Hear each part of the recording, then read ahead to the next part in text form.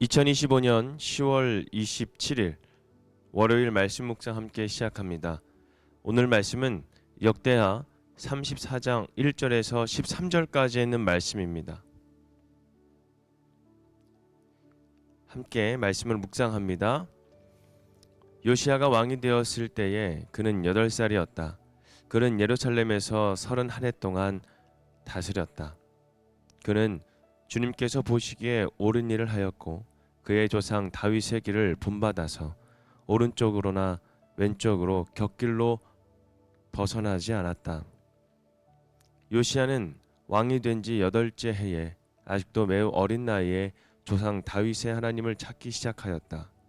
그의 통치 12년이 되는 해에는 산당과 아세라 목상들과 아로새긴 우상들과 부어 만든 우상들을 없애고 유다와 예루살렘을 깨끗하게 하였다. 요시야의 지시로 사람들은 바알 신들을 섬기는 제단을 헐었다. 요시야는 제단 위에 있는 분향단들도 부수게 하였다. 그는 또한 아세라 목상들과 아로새긴 우상들과 부어 만든 우상들을 빻아 가루로 만들어서 그 제단에서 제사를 드리던 자들의 무덤에 뿌리고 제사장들의 뼈를 제단 위에 불살라서 유다와 예루살렘을 깨끗하게 하였다. 그는 같은 일을 므낫세와 에브라임과 시므온 지역과 저 멀리 사방이 다 폐허가 된 납달리 지역에 이르기까지 직접 가서 행하였다. 그는 제단을 헐고 아세라 목상들과 아로새긴 우상들을 빻아 가루로 만들고 온 이스라엘 땅에 있는 분향단도 모두 부수어 버리고 나서야 예루살렘으로 돌아왔다. 요시야는 나라와 성전을 깨끗하게 한 뒤에 통치한 지 18째 해가 되는 때에 아살랴의 아들 사반과 마아세야 성주와 요아하스의 아들 요아 서기관을 보내서 그의 하나님의 성전을 수리하게 하였다. 이 세 사람은 hil기야 대제사장에게 가서 하나님의 성전에 들어온 돈을 그에게 건네주었다. 그 돈은 므낫세와 에브라임과 북이스라엘의 나머지 지역에 사는 백성과 유다 베냐민의 모든 백성과 예루살렘 주민에게서 거두어들인 것으로서 성전문을 지키는 레위 사람들이 모아둔 것이었다. 그들은 이 돈을 주님의 성전 수리를 맡은 이들에게 맡겼고 그들은 또 그 돈을 주님의 성전 수리를 직접 맡아 건축하는 이들에게 주어서 성전을 수리하게 하였다. 그들은 그 돈을 목수와 돌 쌓는 이들에게도 맡겨서 채석한 돌과 도리와 들보를 만들 나무를 사들여 유다의 왕들이 폐허로 만들어버린 건물들을 손질하게 하였다. 그 사람들은 이를 정직하게 하였다. 그들 위에 4명의 감독이 있었다. 모두 레위 사람들인데 무랄의 자손 가운데서는 야핫과 오바댜 고핫 자손 가운데서는 스가랴와 무슬람이 성전을 수리하는 일을 맡아 하였다. 이 레위 사람들은 모두 음악에 익숙한 사람들이었다. 이들은 목독꾼을 감독하고 각종 공사 책임자들을 감독하였으며 어떤 레위 사람은 기록원과 사무원과 문지기의 일을 맡았다. 아멘.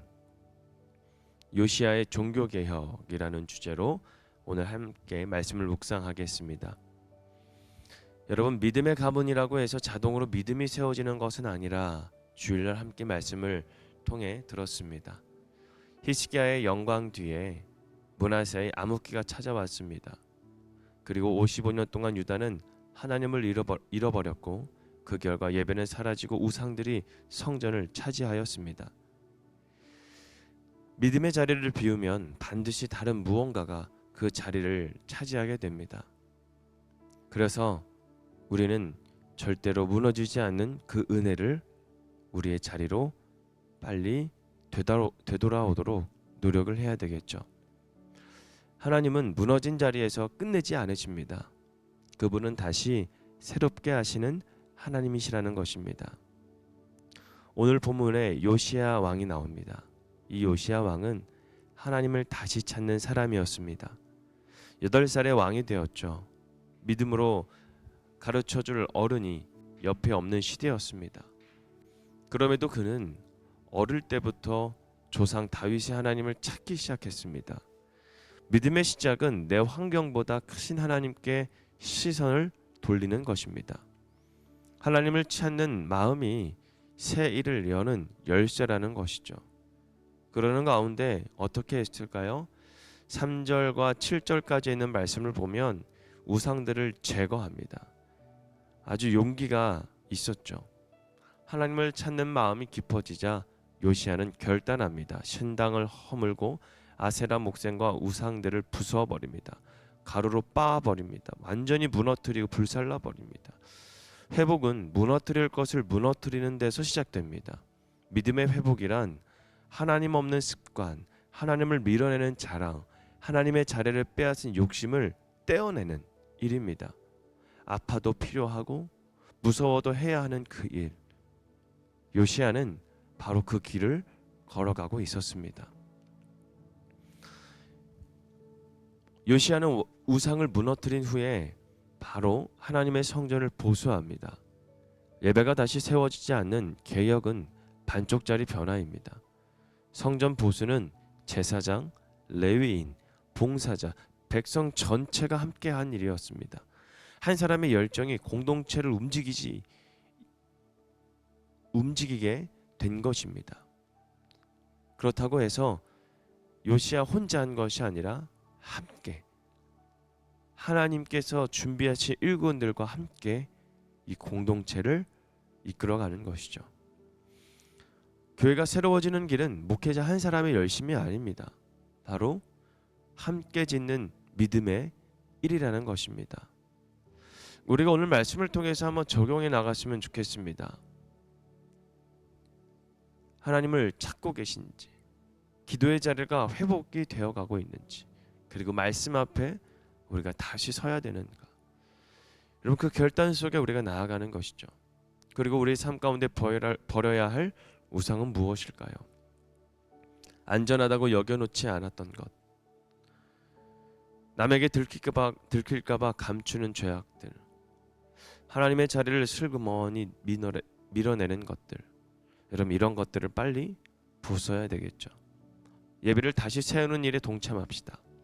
예배가 무너지면 모든 것이 무너집니다. 하지만 하나님의 결코 무너지지 않은 그 은혜를 우리가 다시 찾고, 그리고 그것을 우리가 예배 가운데 다시 살아낸다면 우리의 삶은 다시 리바이브 될 것입니다.